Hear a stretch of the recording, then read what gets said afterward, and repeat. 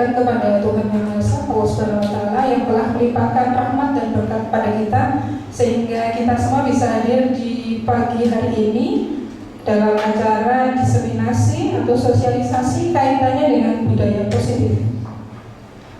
Baik ibu-ibu yang saya hormati, terima kasih sekali sudah memberikan kesempatan kepada saya, meluangkan waktunya untuk kita berdiskusi, sharing bareng kaitannya dengan budaya positif.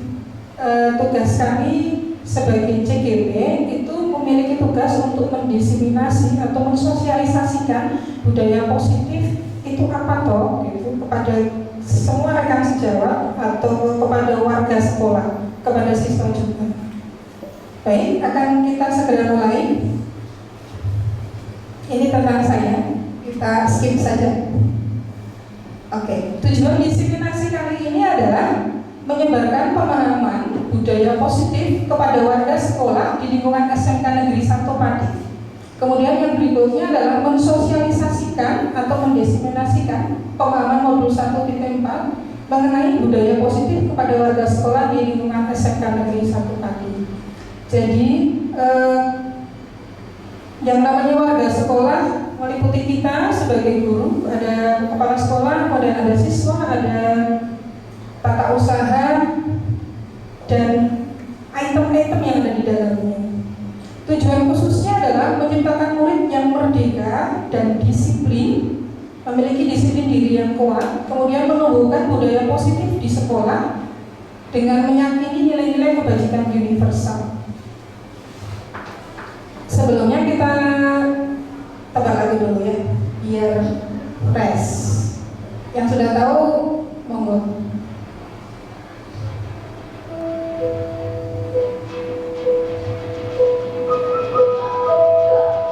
Ada yang tahu lagunya?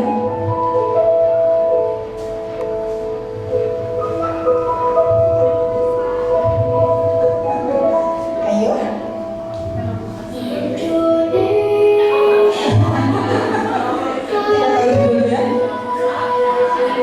Indonesia Pusaka, oke.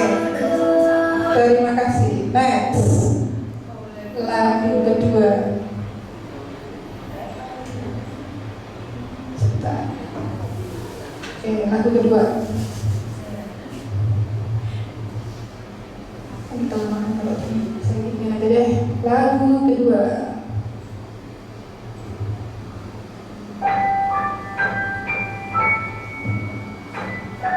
Kita sama guys, tahu ya. Apa itu? Hari-hari tidak pernah dengar ya? Iya, beda jawab kali ya. Kusita, tidak pernah dengar? Oh gitu. Budina tidak pernah dengar?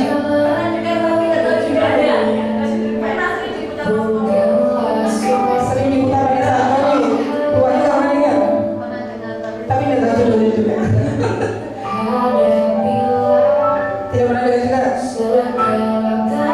Belum tahu judulnya juga, bukan tahu kan? Judulnya adalah Indonesia Jaya.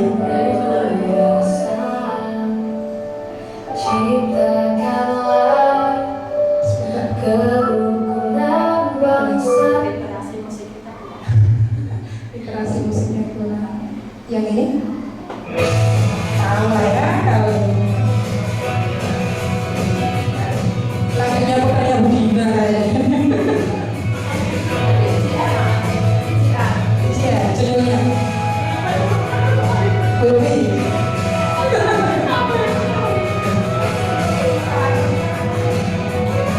Ya, kadang-kadang kita tahu lagunya tapi nggak tahu judulnya.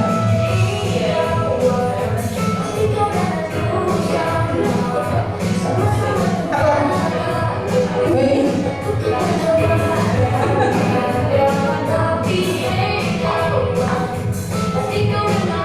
Bumi.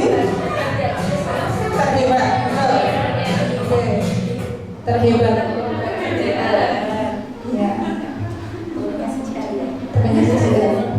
Tanya saja.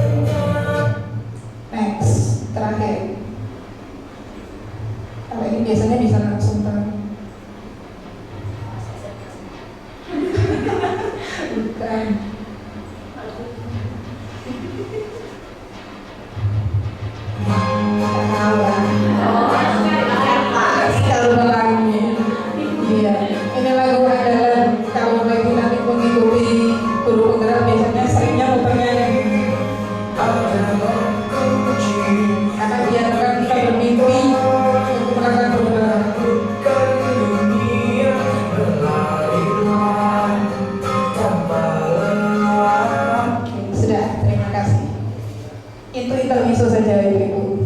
Oke, berikutnya nanti materinya mohon maaf ini sedikit banyak sekali, bukan sedikit ya, banyak sekali, yaitu mulai dari perubahan pembelajaran dengan paradigma baru, kemudian ada disiplin positif, kemudian ada kebutuhan dasar manusia itu seperti apa, motivasi perilaku manusia, posisi kontrol restitusi, ini penting sekali buat kita nanti. Berikutnya adalah keyakinan kelas, bagaimana kita membuat keyakinan atau kesepakatan kelas nanti. Lebih-lebih penting ini untuk bagi yang wali kelas nanti. Berikutnya adalah segitiga restitusi, itu kaitannya dengan bagaimana kita menangani anak yang baru bersama. Baik, kita mulai untuk materi selanjutnya. Oke, ini ada pertanyaan pematik dulu Ibu. Apakah Anda setuju dengan pernyataan ini? Oke, yang pertama adalah hukuman dapat mendisiplinkan anak. Monggo, ada yang mau berkomentar, setuju tidak hukuman dapat mendisiplinkan anak? Ada yang mau? Budina dulu mungkin, nanti baru kesana aja biar tidak jauh mic-nya. Terima kasih mungkin untuk waktu dan kesempatannya. Untuk pertanyaan pematik yang pertama, yaitu hukuman dapat mendisiplinkan anak, menurut saya setuju. Setuju ya, karena berdasarkan pengalaman saya, anak-anak saya di kelas itu belajar dari apa yang sudah terjadi. Gitu. Jadi kalau dia melakukan sebuah kesalahan, kemudian saya mengingatkan, dia akan mengingat itu dan tidak akan mengulangi di waktu berikutnya. Oke, Bu Dina setuju hukuman dapat mendisiplinkan anak. Ada yang tidak setuju mungkin selain? Kalau Bu Dina setuju gitu ya, kita cari pendapat yang tidak setuju bahwa hukuman dapat mendisiplinkan anak. Ada tidak? Tidak ada ya. Mohon maaf Bu, saya tambahin sedikit ya. Oke, boleh. Asalkan dalam artian di sini hukumannya itu bukan hukuman ke fisik, terutama yang memberatkan. Oke. Hukuman dapat mendisiplinkan anak, setuju, asalkan hukuman tidak memberatkan dan tidak menyakiti fisik anak. Oke, terima kasih. Kita tahu dulu. Nanti setelah ini apakah ada perubahan persepsi kita gitu ya setelah ada materi ini. Kemudian yang kedua, pemberian hukuman dengan hal positif seperti membaca atau membersihkan halaman sekolah dapat meningkatkan disiplin anak. Misalnya nih, anak terlambat, kemudian bagian yang kesiswaan akan memberikan sanksi kebersihan gitu untuk membersihkan lingkungan sekolah seperti itu. Kira-kira setuju atau tidak? Berikutnya, Bu Heni. Baik, menurut saya pada pertanyaan pematik yang kedua terkait pemberian hukuman dengan hal positif itu saya setuju. Misalnya anak terlambat dihukum untuk membersihkan halaman sekolah dan itu dapat meningkatkan kedisiplinan anak.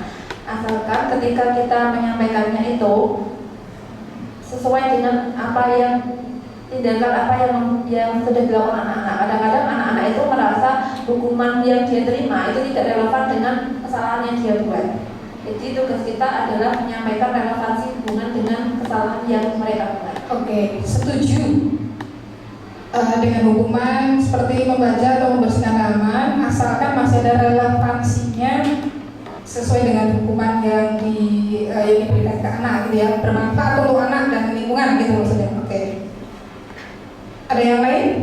Belum dulu? Kayaknya juga pasti setuju. Saya dulu juga begitu, setuju. Tapi ketika sudah saya dapatkan materi ini, saya sudah berubah mindsetnya. Memang tujuan diseminasi nanti akan apakah ada perubahan mindset di kita begitu. Nomor 3, pemberian penghargaan dapat meningkatkan motivasi belajar anak. Biasanya kita lakukan nih, siapa nanti ulangan yang dapat nilai 100 saya kasih apa gitu misalnya. Monggo Bu Nini, setuju tidak? Kalau menurut saya setuju untuk memberikan penghargaan kepada anak agar bisa meningkatkan motivasi belajar. Contohnya kalau anak-anak dikasih reward, contohnya dikasih poin apa, nilai atau bintang, nanti anak-anak kan bisa bersemangat atau dikasih hadiah juga, misalnya buku atau pensil, berpoin, anak-anak tetap akan menjadi bersemangat. Oke, penghargaan atau reward nanti dia akan meningkatkan motivasi dia gitu, untuk belajar atau lebih bersemangat lagi untuk mengikuti pelajaran kita. Oke, kita simpan dulu pertanyaan ini, kemudian jawaban dari Ibu-Ibu nanti kita cek kembali ulang di akhir setelah setelah sesi. Begitu, kita lanjutkan. Oke, ini adalah filosofi tujuan pendidikan Ki Hajar Dewantara. Jadi di kurikulum Merdeka kita back to mention lagi kembali ke KHD bahwa tujuan pendidikan adalah menuntun segala kodrat yang ada pada anak agar mereka dapat mencapai keselamatan dan kebahagiaan setinggi-tingginya sebagai manusia maupun sebagai anggota masyarakat. Kemudian, oleh sebab itu, pendidikan yang dapat menuntun tubuh dan hidupnya kekuatan kodrat yang ada pada anak agar dapat memperbaiki lakunya, bukan dasarnya. Tubuhnya kekuatan kodrat anak. Jadi kita tidak bisa mengintervensi kodrat anak. Kita hanya tujuannya adalah ngomong, menuntun seperti itu.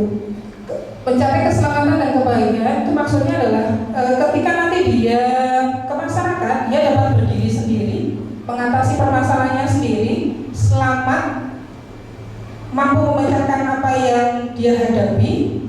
Artinya seperti itu, kemudian akan mendapatkan kebahagiaan. Jadi kalau kemarin ada yang bilang kurikulum merdeka adalah merdeka sebebas-bebasnya, di sini yang arti merdeka adalah mereka merdeka, dapat berdiri di kakinya sendiri, mampu menyelesaikan masalahnya sendiri.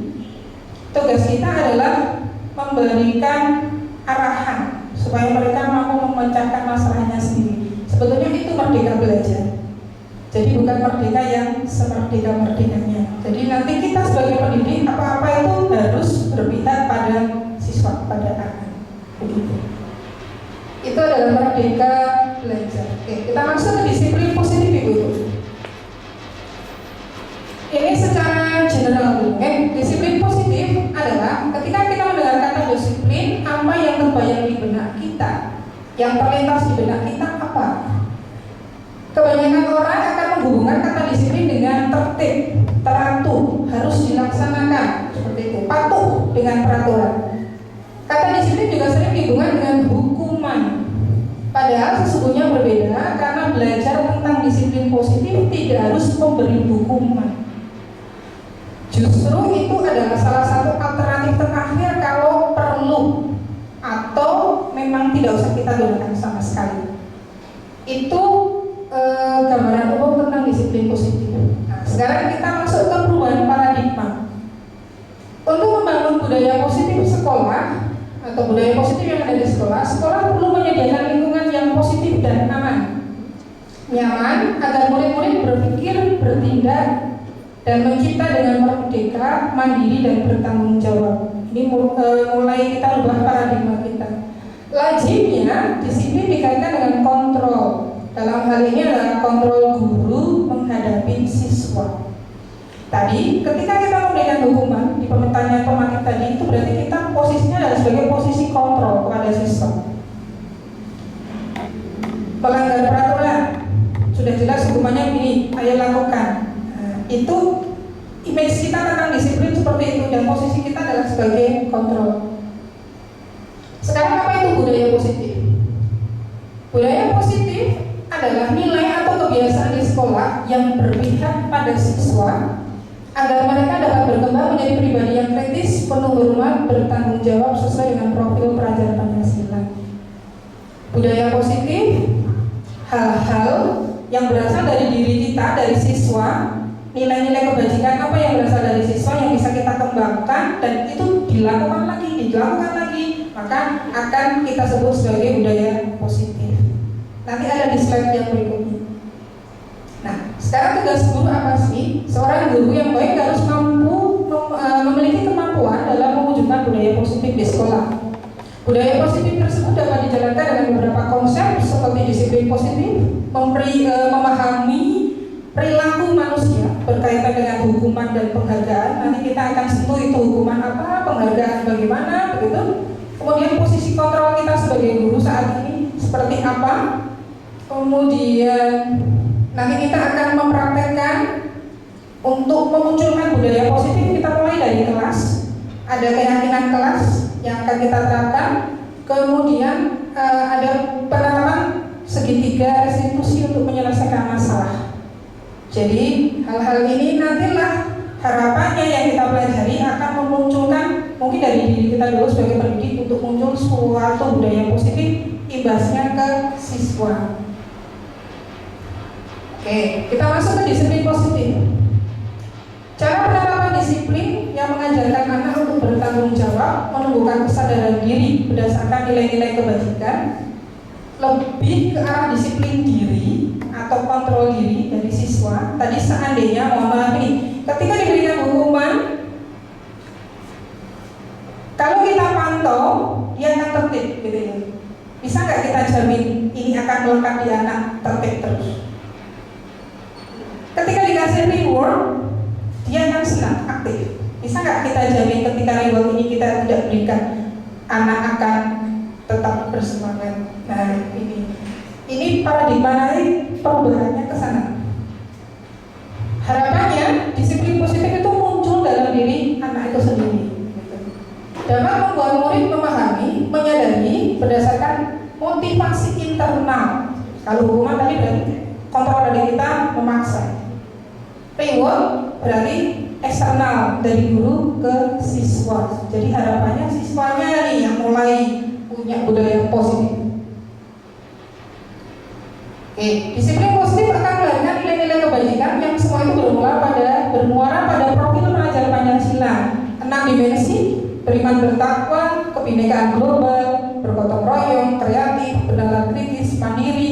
Ini adalah nilai-nilai kebajikan universal.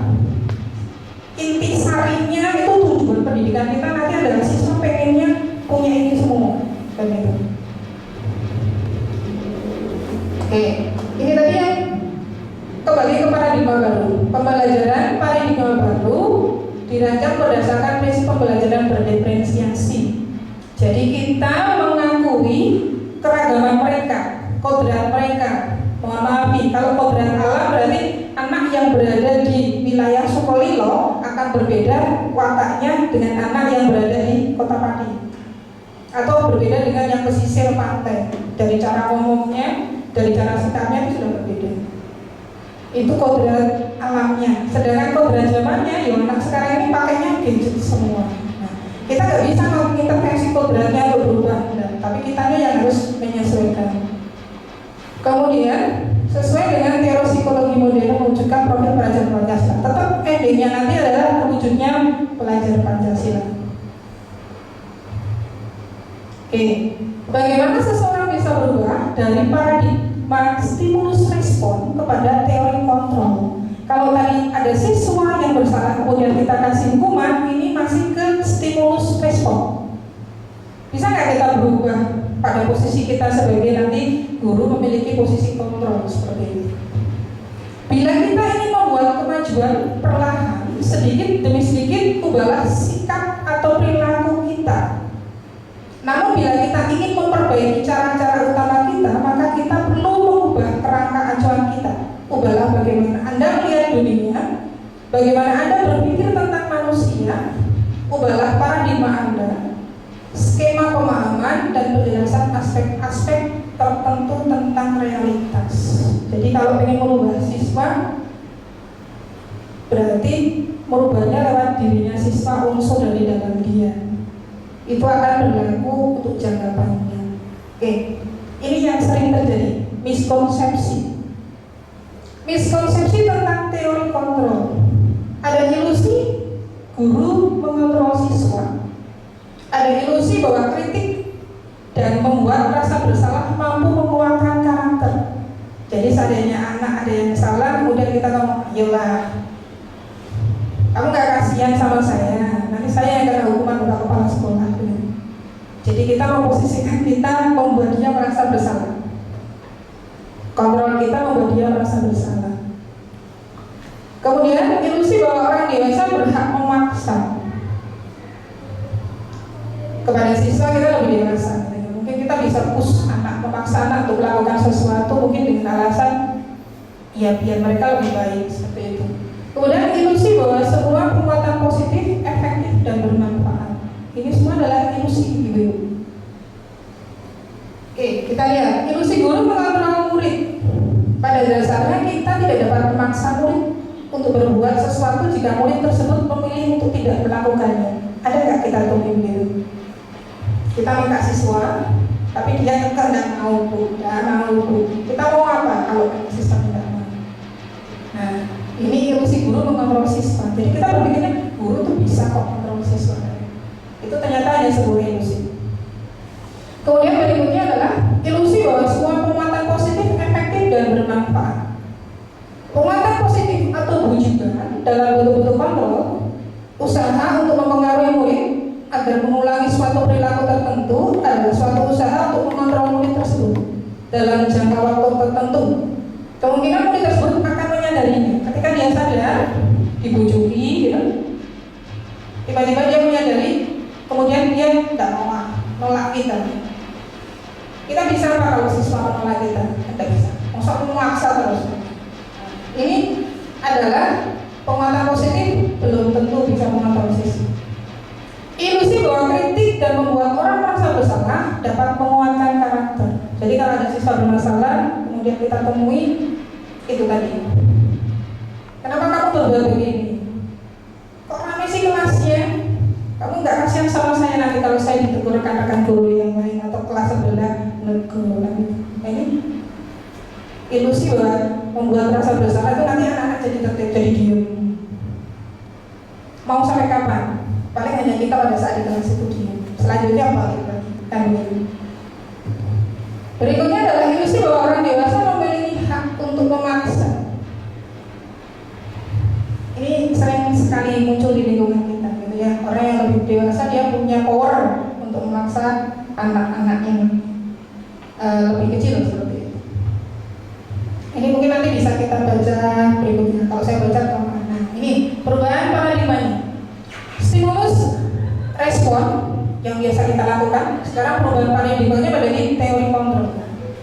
Kita mencoba mengubah orang agar berpandangan sama dengan kita.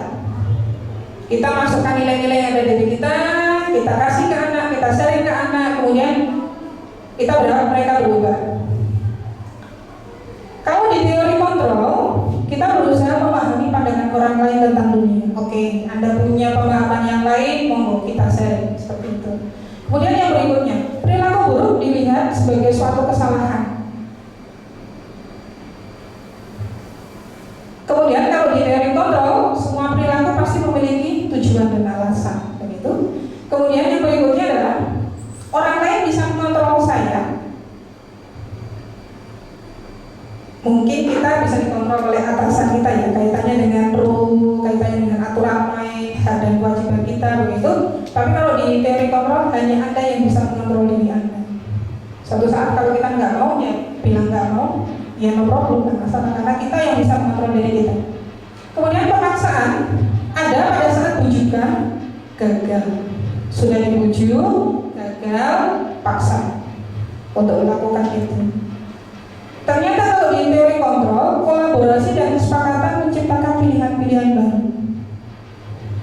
Ini yang mungkin sering kita temui saya sendiri, kadang-kadang kalau mohon maaf ngajar di kelasnya ajis. Jadi saya nggak bisa masuk ke stimulus respon ke ajis, tidak main, karena kalau dia sudah tidak mau, ya tidak mau, menulis saja tidak mau.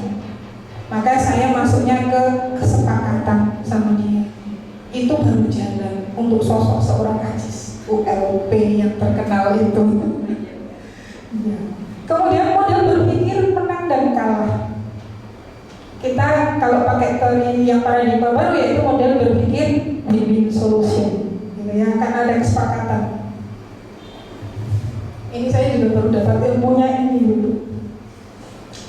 Oke, sekarang kita lihat. Coba kita kepalkan tangan kita, mungkin dengan teman yang sebelah, gitu ya. Yang satu memaksa kita untuk buka tangan kita, monggo, dua, ayo, paksa deh, sampai mau buka tangannya. Kira-kira bagaimana? Bisa nggak? Busanya kalau kelihatan loh, paksa Budi. Iya. Kalau Budinya nggak mau lepas, ya nggak bakal bisa pembukaan gitu. Ya, bujukan itu berarti. Oke, kepalkan tangan, bayangkan Anda menyimpan sesuatu yang sangat berharga di tangan kita, begitu. Kemudian Anda perlu menjaga hal tersebut karena sangat unik. Kita kepalin, kemudian coba buka kepala tangan dengan segala cara, mulai membujuk, menghadiri, mengintimidasi, belitiin misalnya gitu. Kalau yang punya tangan tidak mau buka, ya nggak bisa. So inilah teori kontrol. Jadi kita sendiri yang bisa mengontrol diri kita. Jadi kalau anggapan kita bisa mengontrol siswa, ya anggapan itu sesuai dengan teorinya yang di sini ya kurang tepat seperti itu. Oke. Dalam kegiatan ini sesungguhnya siapa yang memegang kendali atau kontrol untuk membuka kepalan tangan? Jawabnya tentu kita sendiri. Yang memegang kontrol atas kepalan tangan kita. Apakah kita mau membukanya, menutup kepalan tangan, itu tergantung pada kita masing-masing. Oke, sesuai dengan kebutuhan kita. Nah, masuk ke materi yang berikutnya. Ini adalah nilai-nilai dan kebajikan universal. Artinya, nilai-nilai ini sudah kita miliki. Dan semua orang menganggap, iya betul nilai itu. Siapa sih yang nggak butuh nilai itu? Misalnya, kita ambil satu, nilai-nilai yang ada di sini. Ini kalau ini sudah masuk ke profil belajar Pancasila. Kalau yang di atas kita lihat, nilai-nilai kebajikan adalah nilai positif manusia yang merupakan tujuan mulia yang ingin dipakai setiap individu. Contoh adalah sikap saling menghargai, toleransi, itu nilai kebajikan universal. Ada nggak yang tidak sependapat bahwa saling menghargai? Saya nggak butuh kok saling menghargai. Saya mau hidup saya sendiri. Bisa nggak? Nggak bisa. Berarti ini namanya nilai kebajikan universal karena diakui oleh semua orang bahwa ini adalah nilai kebajikan. Ada lagi toleransi. Saya nggak butuh toleransi. Ada orang yang nggak butuh toleransi? Kayaknya nggak ada. Nah, ketika nilai ini semua orang menganggap bahwa ini adalah butuh, ini penting buat kita, ini baik buat kita, maka kita masukkan sebagai kebajikan universal. Kalau di Indonesia sudah masuk terangkum di profil pelajar Pancasila. Oke, berikutnya. Tadi kembali ke disiplin positif, nanti ngelingnya akan kesana. Disiplin diri merupakan cara kita mengontrol diri. Tadi kita sudah belajar teori kontrol, bagaimana kita menguasai diri untuk memilih tindakan yang mengacu pada nilai yang kita hargai. Sebagai pendidik, tujuan kita adalah menciptakan anak-anak yang memiliki disiplin sehingga mereka bisa berperilaku mengacu pada nilai moral, kebajikan universal.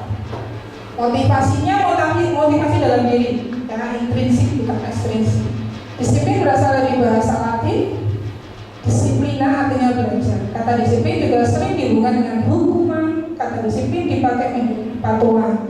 Tadi yang kita bahas di paling depan.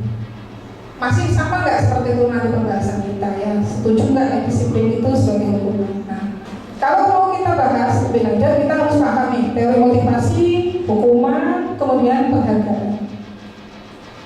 Teori motivasi. Ternyata motivasi manusia itu dibagi menjadi 3. Yang pertama adalah untuk menghindari ketidaknyamanan atau hukuman. Contoh, saya datang tepat waktu sebelum jam 7. Mindset saya supaya saya nggak kena hit di sinaga saya. Jadi motivasi saya menghindari hukuman. Tapi itu sifatnya eksternal karena ada sinaga yang melihat saya, kan gitu. Kemudian untuk mendapatkan imbalan atau penghargaan orang lain, saya melakukan ini supaya saya dipuji. Itu berarti masih yang eksternal. Kemudian yang ketiga adalah untuk menjadi orang yang mereka inginkan dan menghargai diri sendiri dengan nilai yang mereka percaya. Saya datang tepat waktu sebelum jam 7. Saya sudah nggak mikir nih sinaga mengetik saya atau saya mau dipuji teman saya, enggak. Saya mikirnya adalah oke, well, saya lakukan ini ya memang sudah seharusnya saya lakukan dan siswa saya juga akan melihat saya. Oh, ternyata gurunya juga utang. Nah, ini sudah masuk yang internal. Jadi secara keseluruhan teori itu ada 3, motivasi itu ada 3. Berikutnya, nih, untuk menghindari ketidaknyamanan. Coba kita pakai pertanyaan ini ya, sesuai atau tidak? Apa yang akan terjadi apabila saya tidak melakukannya? Contoh, pakai helm. Saya pakai helm, alasannya adalah tidak ditilang. Oke, berarti itu adalah menghindari hukumannya gitu. Apa yang akan terjadi apabila saya tidak melakukan pakai helm? Ya kena tilang.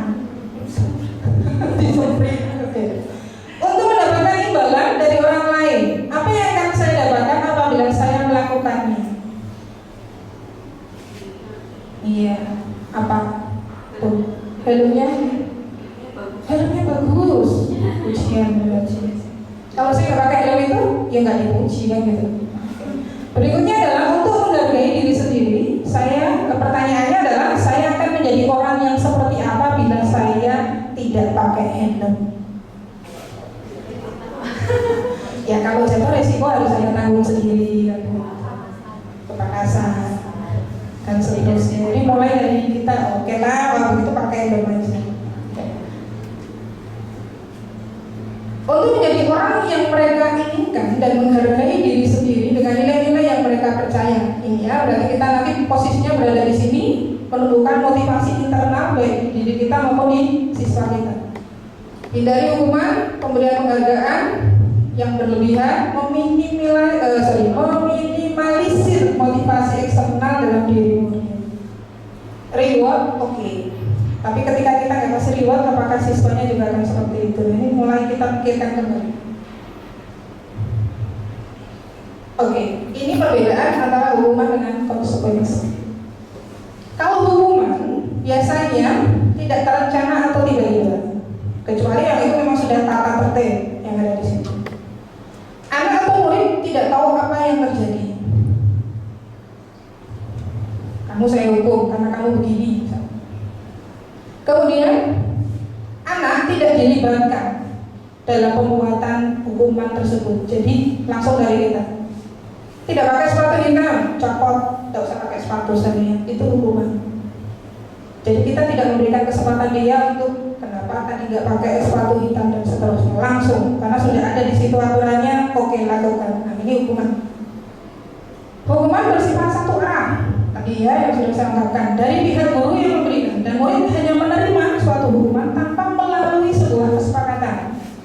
Kemudian atau pengarahan dari pihak guru. Hukuman yang diberikan bisa berupa fisik maupun non fisik. Murid atau anak disakiti oleh suatu perbuatan atau kata-kata. Jadi kalau ketika dia melakukan kemudian dia merasa sakit hati, itu sudah merupakan hukuman. Karena memang dia tidak dilibatkan dalam sebuah kesepakatan.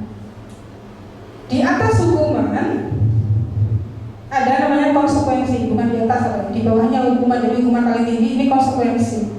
Sudah terencana ketika kita masuk kelas, di mapel kita misalnya kalau Anda tidak mengumpulkan tepat waktu, oke, ada konsekuensinya begini-begini.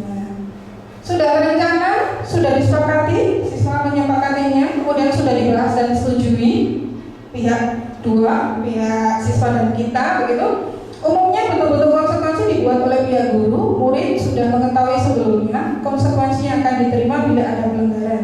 Murid tetap dibuat tidak nyaman untuk jangka waktu pendek. Artinya ketika konsekuensi ini dilakukan, ya dia merasa terpantau, aman sebetulnya selama konsekuensi itu dilakukan. Tapi setelah itu kita tidak tahu.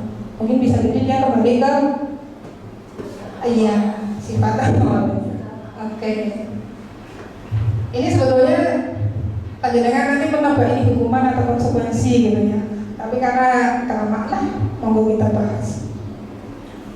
Mencatat 100 kali di dalam buku, saya tidak akan terlambat lagi karena terlambat lagi ya, karena terlambat sekolah. Ini merupakan bentuk hukuman. Kenapa? Ini ide Bu Tata. Kenapa itu disebut hukuman? Kenapa tidak disebut konsekuensi? Karena seringnya seperti itu tuh biasanya siswa tidak dilibatkan, tidak ditanya, tidak ada kesepakatan.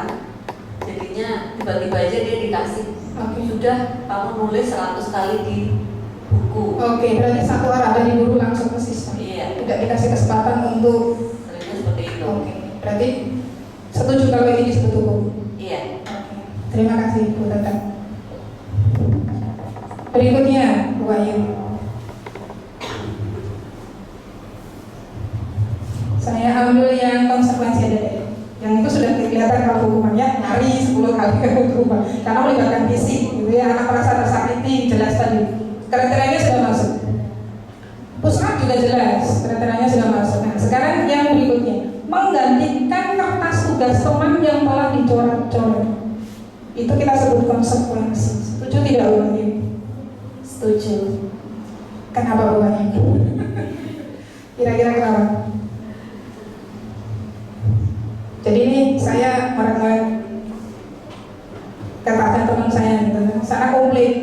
saya komplit, sehingga muncul kalimat adalah saya harus ganti ini kertasnya. Ada apa di situ? Antara saya dengan teman saya, itu yang membedakan antara hukuman dengan konsekuensi hukum.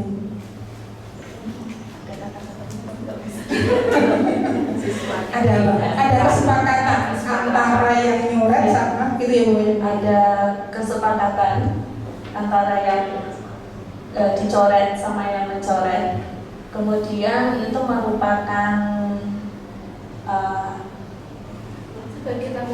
sebagai tanggung jawabnya, sebagai tanggung jawab karena sudah berbuat seperti itu. Sudah berbuat seperti itu, bertanggung jawab. Oke, next berikutnya Bu Ais. Lari mengelilingi lapangan basket 2 kali karena terlambat 10 menit untuk pelajaran PJOK. Itu maksudnya konsekuensi ternyata, meskipun dia lari Bu Ais.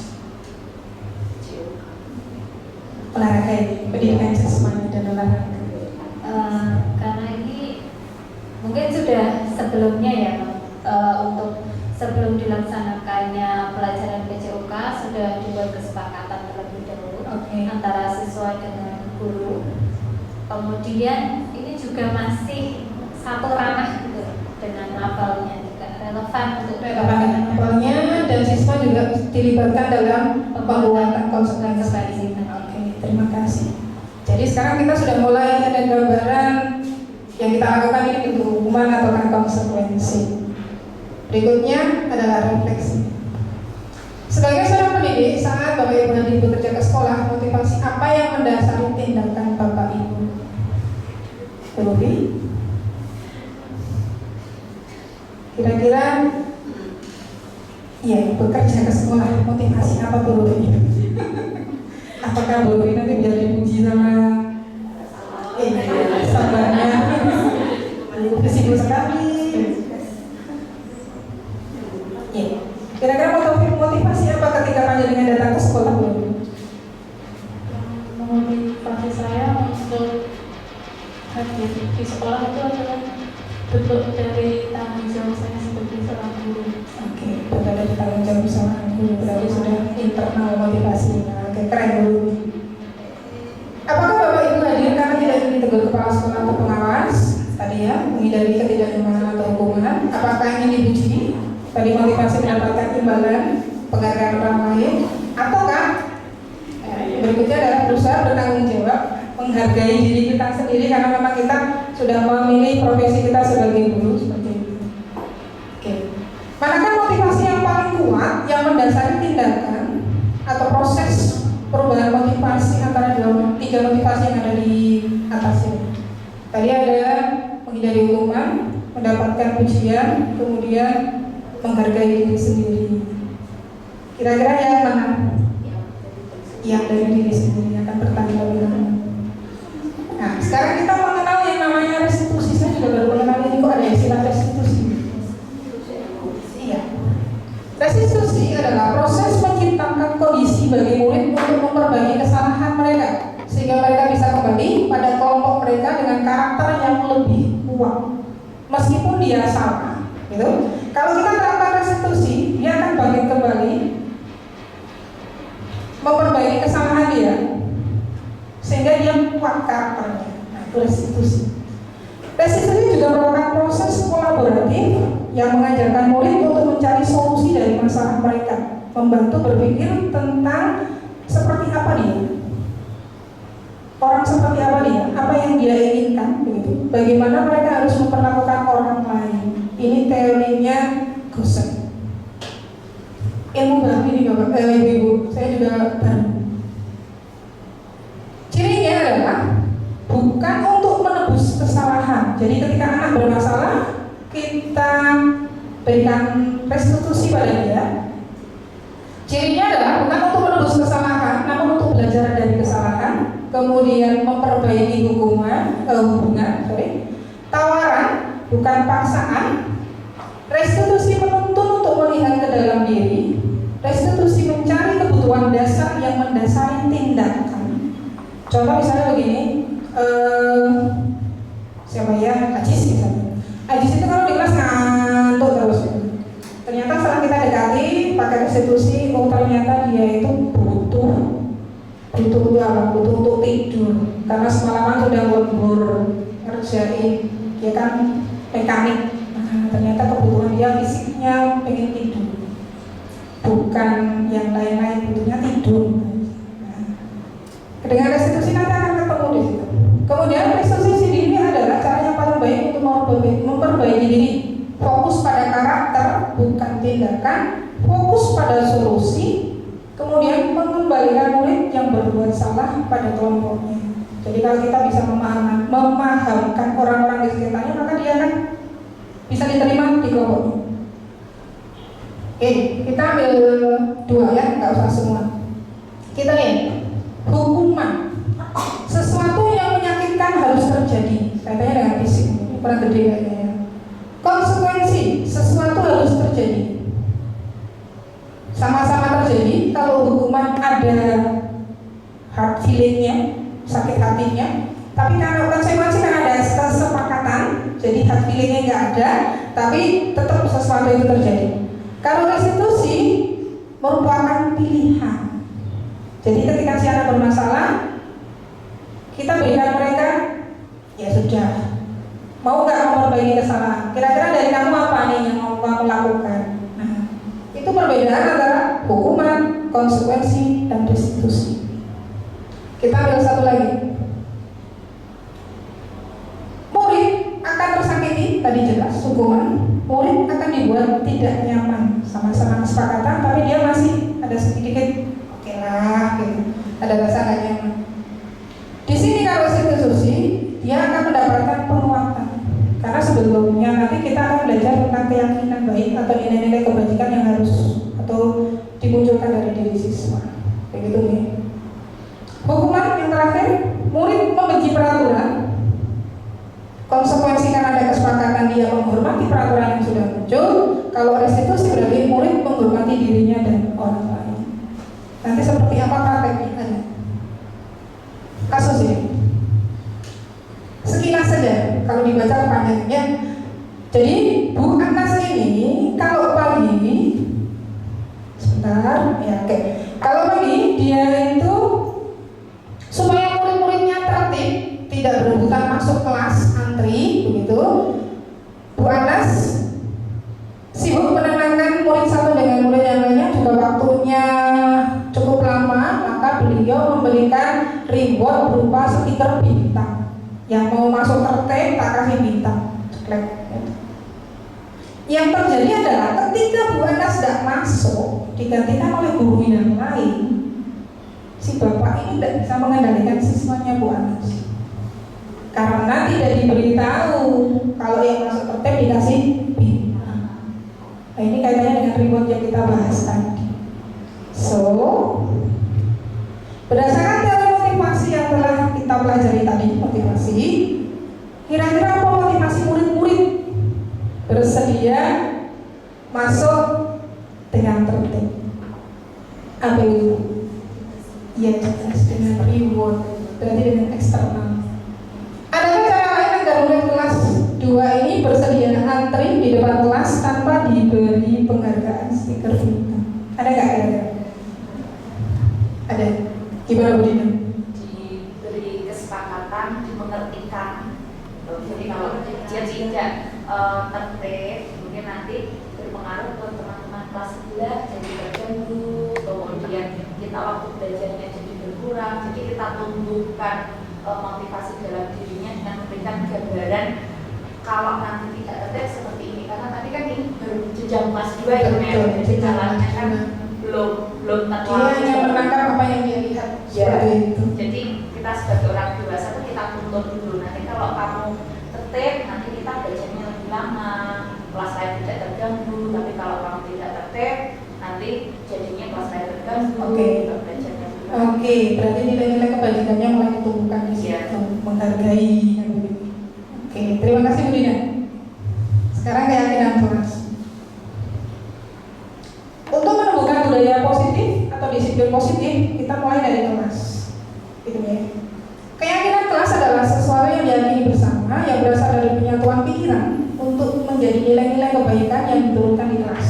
Ini penting nanti untuk kelas kita, supaya terbentuk kelas yang kita inginkan seperti apa. Keyakinan kelas dibentuk berdasarkan keinginan adanya disiplin positif yang nantinya digunakan untuk membangun budaya positif. Jadi kalau kelas sudah punya keyakinan, muncul disiplin positif dan ini dilakukan sehingga muncul budaya positif. Begitu.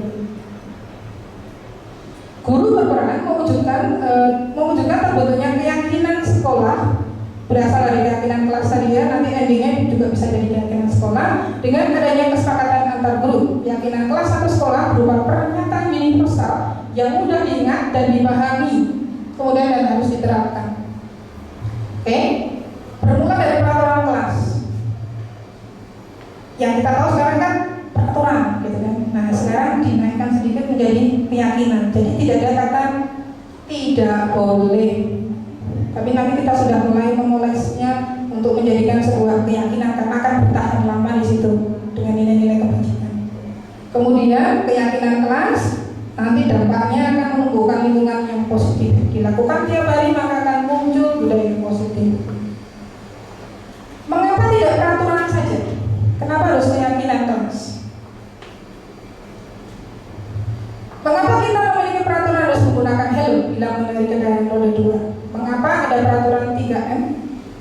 Mengapa kita memiliki peraturan harus dalam tepat waktu? Untuk mendukung motivasi intrinsik kembali ke nilai-nilai keyakinan lebih menggerakkan seseorang dibandingkan mengikuti serangkaian peraturan. Jadi kalau ada peraturan yang melanggar dihukum. Selesai, bertahan hanya seminggu, sebulan, besok itu lagi. Itu kalau peraturan. Berbeda dengan keyakinan. Ini tadi sama, akan bersemangat untuk menjalaninya daripada hanya sekedar mengikuti serangkaian peraturan. Pembentukan keyakinan kelas bersifat abstrak daripada peraturan yang lebih rinci dan konkret. Keyakinan kelas berupa pernyataan-pernyataan yang bersifat nilai-nilai universal, dibentuk dengan menggunakan kalimat positif. Jadi nanti kalimatnya adalah positif. Keyakinan kelas sebenarnya tidak terlalu banyak sehingga mudah diingat. Sarannya adalah hanya 7 sampai dengan 8. Semua warga kelas sebaiknya ikut berkontribusi membuat keyakinan kelas. Dan ini yang penting, konsisten, ditinjau dari waktu ke waktu. Siapa tahu harus ada yang diubah. Oke, ini prosedurnya. Menyepakati waktu diskusi kelas wajib dilakukan. Guru memimpin diskusi, menampung ide atau gagasan. Biasanya idenya nanti tidak langsung ke keyakinan karena susah. Idenya berupa peraturan dulu. Nanti peraturan ini akan dirubah menjadi bentuk keyakinan. Jelas, ide kita tampung, kita berikan umpan balik seperti itu, kita diskusikan, kemudian dibuat kesepakatan keyakinan, kita pajang ya, kita bikin poster, kemudian dievaluasi. Nah, monggo kalau mau dilanjutkan dalam bentuk konsekuensi silakan, tapi konsekuensi kesepakatan di kelas itu. Mengevaluasi kembali, kemudian hasil keyakinan akan disepakati dan sisa wajib disosialisasikan. Oke, kita lihat di sini peraturan. Kalimatnya adalah selalu kembalikan buku pada tempatnya. Ini kalau diberikan ke siswa kayaknya jadi beban ya. Saya harus sampaikan buku pada tempatnya. Ini kalau peraturan ibu. Tapi kalau ini kita rubah ke bentuk nilai-nilai kebajikan, keyakinan kita yang berawal dari nilai-nilai kebajikan, maka ini bentuk nilai berupa tanggung jawab. Nanti mungkin bisa di keyakinan kelasnya di kalimatnya adalah siswa mengembangkan sikap tanggung jawab. Tapi dia bermula dari kalimat yang ada di peraturan. Kalau di peraturan masih boleh menggunakan jangan, tidak, dilarang, tapi kemudian kita rubah dalam bentuk keyakinan. Dilarang mengganggu orang lain, mengganggu teman. Dilarang, ini sudah indikasinya sudah negatif lagi.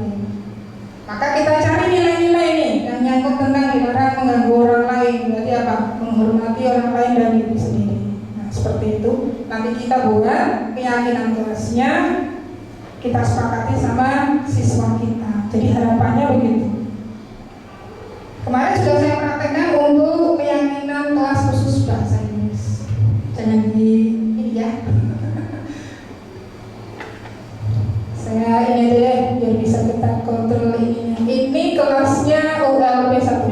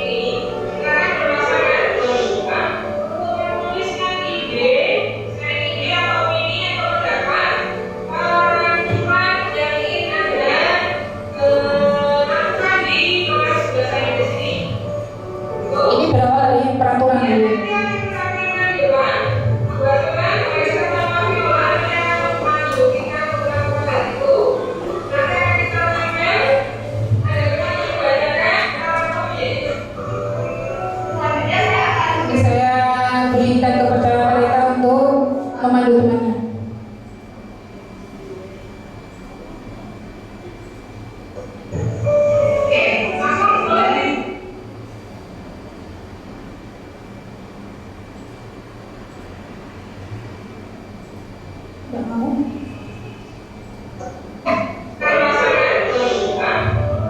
Ini masih berupa peraturan yang kita tempelkan.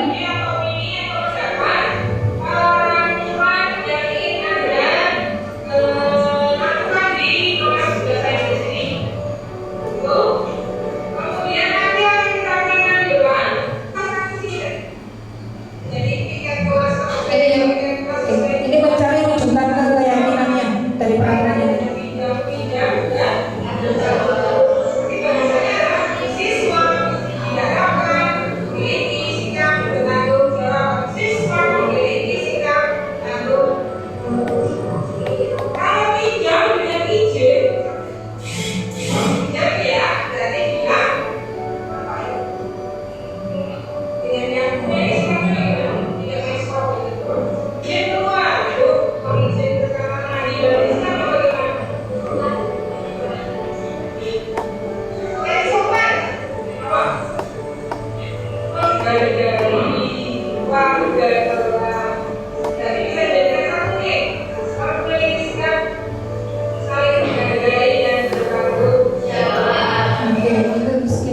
Jadi muncullah seperti ini.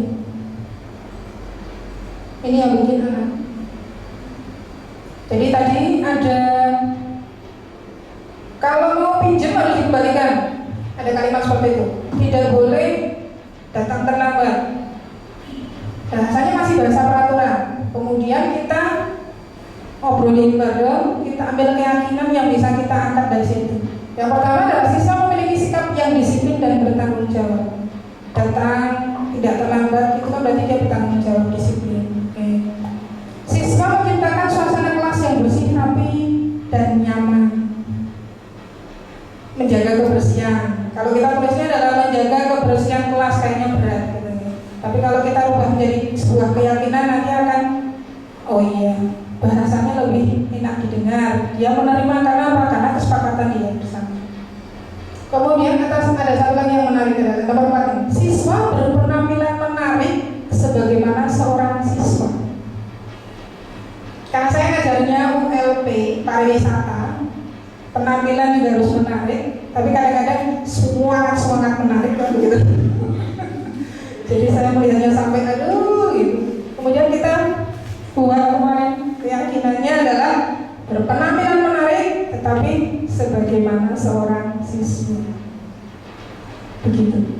Ini keyakinan kelas ULW ya, sekarang ULW kan kelas 11. Oke. Sekarang masuk ke kebutuhan dasar manusia.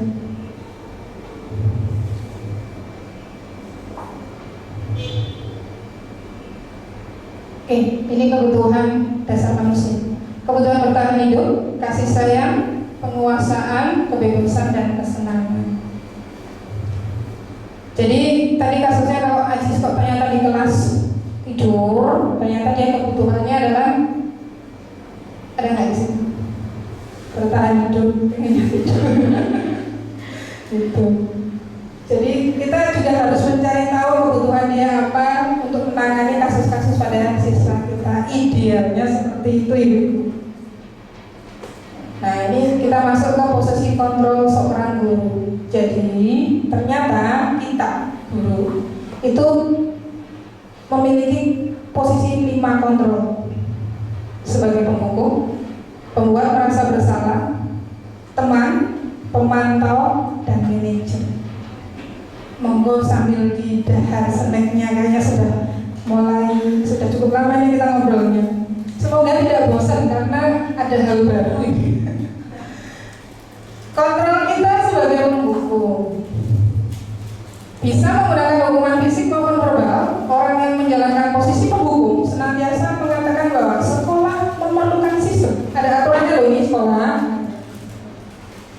Kemudian guru yang menerapkan posisi penghukum akan berkata, patuhi aturan sekolah, patuhi aturan saya. Kamu selalu saja salah, pasti selalu terakhir selesai. Bahasanya kayaknya sedikit lebih nadanya tinggi. Nah, ini posisi kita sebagai kontrol penghukum. Kalau membuat merasa bersalah, nah ini contohnya ada di sini. Biasanya bahasanya lembut, begitu. Membuat rasa bersalah menggunakan keheningan membuat orang lain tidak nyaman.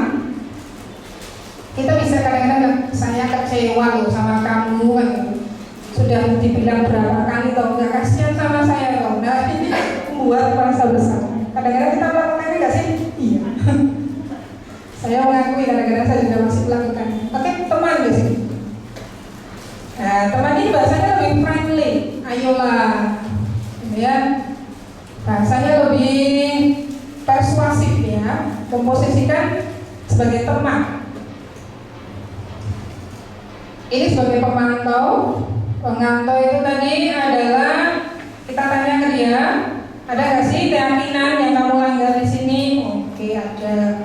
Ada nggak konsekuensinya? Ada. Oke, lakukan konsekuensinya. Jadi berdasarkan hitam di atas putih ada konsekuensinya. Tapi tugas kita harus mantau dia melakukannya nggak sih, melakukan konsekuensi itu atau enggak gitu. Oke, yang paling ideal adalah ini sebagai manajer. Posisi di mana guru berbuat sesuatu bersama murid, mempersilahkan murid mempertanggungjawabkan perilakunya agar murid menemukan solusinya sendiri. Nah, ini biasanya kata-katanya di sini. Kalau kita sudah buat keyakinan kelas, maka kita tinggal cross check lagi keyakinan kelas itu. Ini ada video sedikit.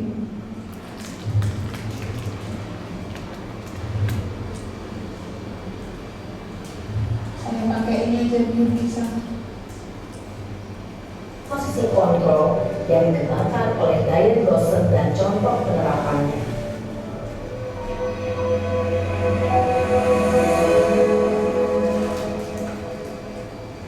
Minimal posisi kontrol itu Tadi ya, sudah kita sebutkan. teman hadir 20. Ini posisi apa kira-kira dulu?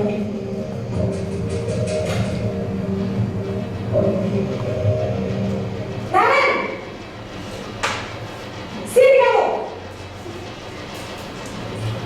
Selamat pagi Bu. Selalu terlambat. Kamu deh. Siapa ini? Terlambat. Tadi ada 5, pengukur, Saya teman, Apa coba? pemantau, Alasan kamu apa manajer, lagi? Kapan sih kamu tidak terlambat? Malah sekalian kamu jadi anak. saya Dasar pemalas. Gak kapok-kapok. kayaknya di kita nggak ada deh yang kayak gini. Terlambat. Sana. Kamu keliling lapangan basket 2 kali. Sudah bilang posisi sebagai pembungkung, betul. Nadanya tinggi, Kamu melawan ibu. tidak memberikan kesempatan dia untuk memberikan alasannya kenapa Sudah tidak. terlambat, masih berani jawab pula. Sekarang, keliling lapangan basket 5 kali sekalian. Biar Semakin kamu kelihatan kalau ini adalah bentuk pergi sana ke ya. lapangan basket. Oke, ini berarti sebagai pembungkung. Posisi penghukum biasanya berbicara dengan nada tinggi, menghardik, menunjuk-nunjuk, menyakiti, dan menyindir. Hukuman bisa berupa fisik maupun psikis, Oke, akan memberontak, bahkan menyimpan dendam. ini dampaknya kepada siswa. Menyimpan dendam ke kita. Oke, ini berikutnya merasa bersalah. Akalnya masih sama sih.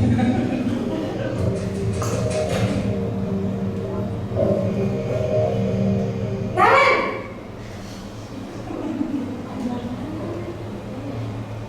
selamat pagi Bu.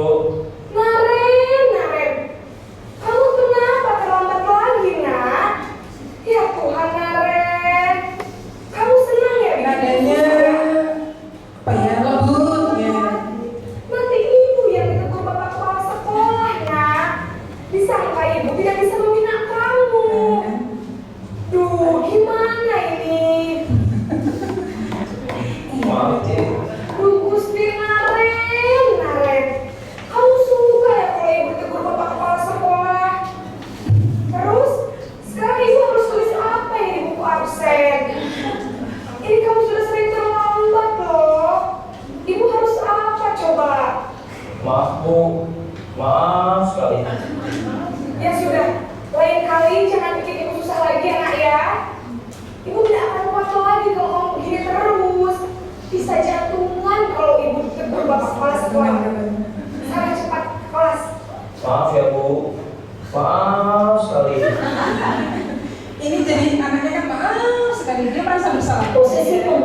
merasa bersalah, berbicara dengan nada tenang, cenderung lembut.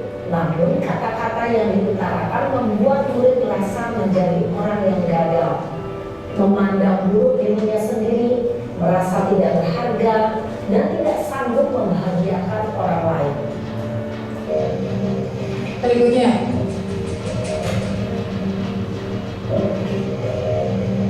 Naren!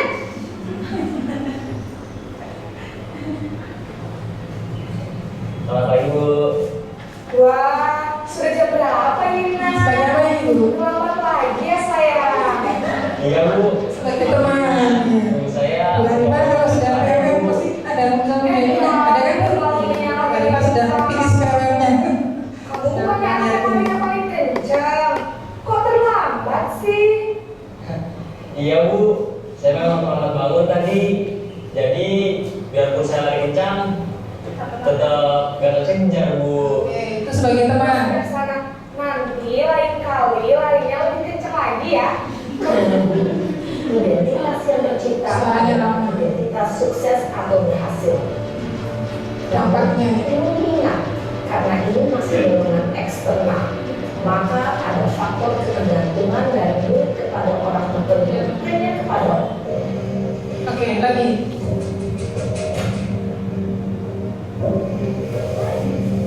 Naren!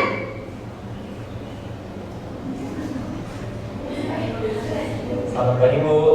Naren, apa peraturan sekolah kita tentang jam berapa kita harus masuk sekolah, Nak? Kita harus di sekolah jam 7, Bu. Iya betul, sekarang sudah jam 7.20. Naren sudah tahu konsekuensinya jika terlambat hadir. Ini dia pemantau. Saya harus tinggal kelas pas jam istirahat selama 20 menit. Iya benar, konsekuensinya demikian. Jadi nanti jam 9.30 pas istirahat, kamu harus tinggal di kelas, kerjakan tugas tambahan untuk ketertinggalan kamu, ya? Baik, Bu. Ini sebagai pemantau. Posisi pemantau mengandalkan penghitungan atau data untuk mengontrol murid. Guru mengarahkan murid berdasarkan peraturan dan konsekuensi. Seorang pemantau menunjukkan bahasa tubuh dan ekspresi wajah yang datar dan cenderung formal.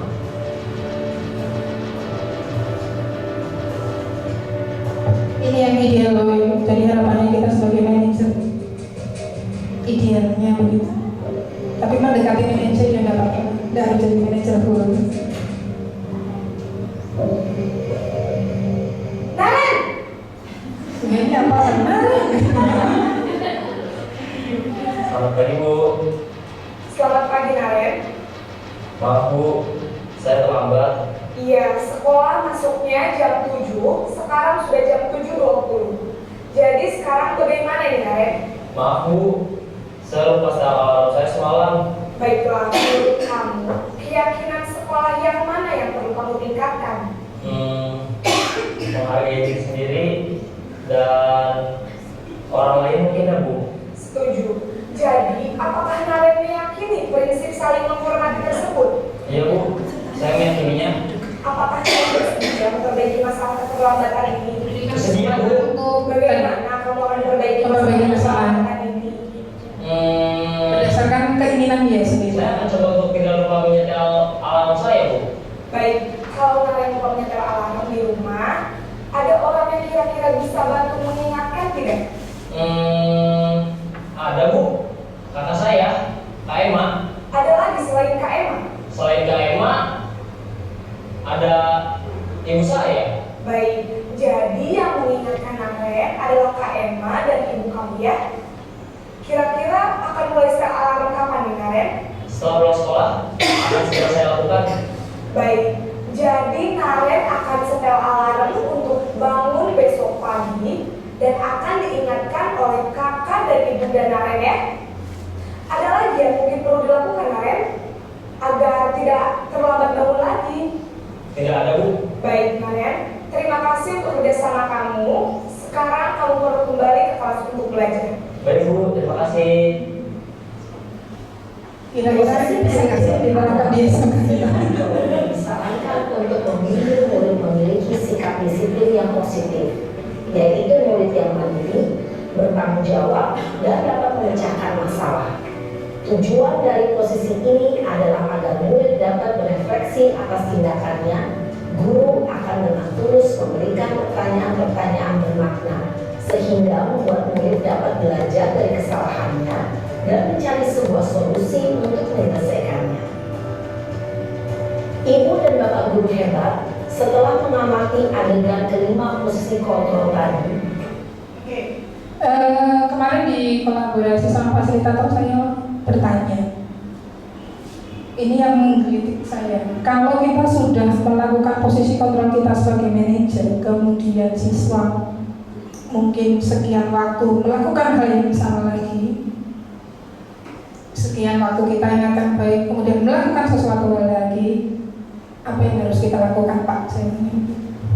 Beliau mengumpamakan seperti kita mengajari anak kita naik sepeda.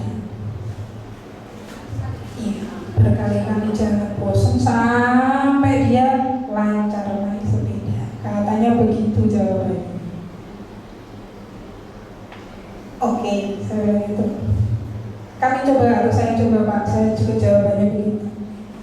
Berkaitan dengan itu tadi, posisi kita sudah ketemu sebaiknya kita sebagai manajer.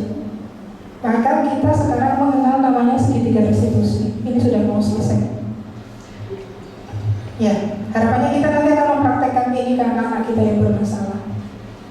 Segitiga restitusi ini dirancang ada beberapa tahapan untuk memudahkan para guru dan orang tua melakukan proses menyiapkan anaknya melakukan restitusi.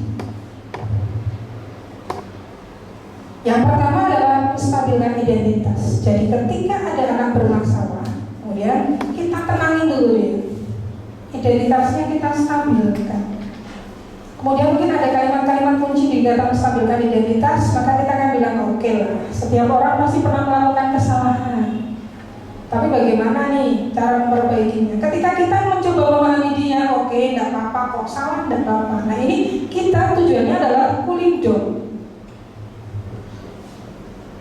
Dia tidak merasa terpuruk, dia tidak merasa kita salahkan, seperti itu. Ini stabil dulu. Kemudian yang berikutnya adalah validasi tindakan yang salah. Nah, validasi tindakan yang salah ini adalah kita mencari tahu alasannya kenapa kok kamu melakukan hal tersebut. Kita mencoba menggali alasan dia apa, kebutuhan dia apa yang belum tercukupi dari kebutuhan manusia tadi. Kemudian ini ya, tadi kalimat kuncinya adalah kamu tentu punya alasan mengapa melakukan hal tersebut. Kalau dia sudah coba, sudah sharing, dia sudah mulai mau terbuka dengan kita, begitu. Kemudian kita tanya lagi, masuk tahapan yang ketiga yaitu menanyakan keyakinan. Kira-kira kalau melakukan hal tersebut baik enggak sih? Nah ini sudah mulai menanyakan keyakinan. Kamu ingin menjadi seperti apa? Kok kamu begitu? Kira-kira yang tidak baik, yang bagian mana? Yang baik bagaimana? Nah ini menanyakan keyakinan dia. Kemudian di sini nanti sebagai seorang manajer, jadi ini itu gabungannya tadi dengan posisi kontrol. Maka kita nanti akan oke lah. Keyakinan apa yang kira-kira tidak kamu lakukan di sini? Atau ada nggak keyakinan kelas? Ada. Kaitannya dengan terlambat? Ada. Apa? Tadi yang sudah kita singgung di awal tadi kan sudah ada keyakinan. Ada nggak konsekuensi kesepakatan dari teman-teman di kelas? Ada. Atau kalau seandainya tidak ada, yang kita tanya ke dia, kira-kira apa yang akan kamu lakukan untuk memperbaiki kesalahan? Itu muncul di menanyakan keyakinan. Guru berperan sebagai manajer menggunakan restitusi tadi 3 tahapan. Tujuannya adalah menghasilkan murid yang mandiri dan bertanggung jawab. Dia melakukan berarti dia memiliki bertanggung jawab untuk mengatasi masalah tersebut. Harapannya seperti itu. Ini yang sudah saya praktekkan. Kebetulan memang kita ada tugas untuk praktek.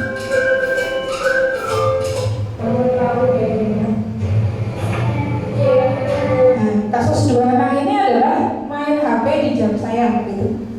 Jadi ketika saya izin untuk keluar sebentar karena dipanggil skenario-nya begitu, dipanggil Bapak Kepala Sekolah, ternyata mereka bermain HP.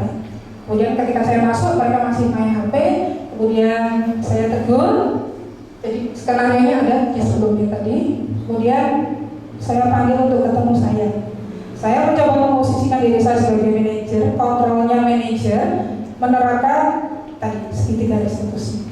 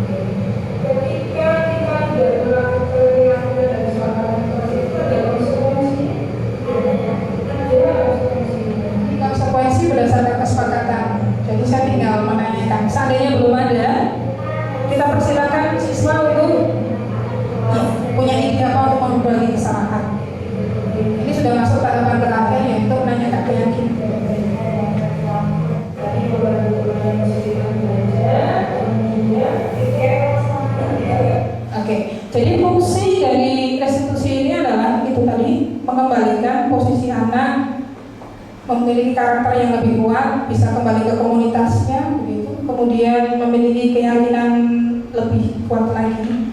Dan kalau dia yakin berarti unsur instruksinya main, kan, motivasi dari dalam. Oke, begitu ibu-ibu. Jadi hari ini kayaknya panjang sekali. Saya minta maaf sudah menyita waktu panjenengan yang lama. Harapannya adalah setelah kita mengetahui hal baru ini, kaitannya dengan tadi ada restitusi, ada konsekuensi, ada hukuman, ada penegakan, kemudian praktek restitusi sekilas juga sudah kami sampaikan. Harapannya kita mencoba untuk menumbuhkan budaya positif yang kita mulai dari keyakinan kelas, dari nilai-nilai kebajikan, kemudian munculnya nanti disiplin positif, di mana disiplin ini kita lakukan terus sehingga menjadi budaya positif. Demikian materinya sudah tuntas semua. Sebelum saya akhiri, apakah ada yang mau ditanyakan? Tidak ada? Oke. Kalau tidak ada, terima kasih sekali lagi atas waktunya. Karena waktunya keluar banyak banget ini, saya minta maaf. Sekali lagi terima kasih atas kesediaannya. Semoga apa yang kita pelajari hari ini mendatangkan manfaat dan kebaikan buat kita semua sebagai pendidik untuk melakukan hal-hal baru, berubah menjadi lebih baik. Sekali lagi terima kasih. Saya akhiri. Wassalamualaikum warahmatullahi wabarakatuh.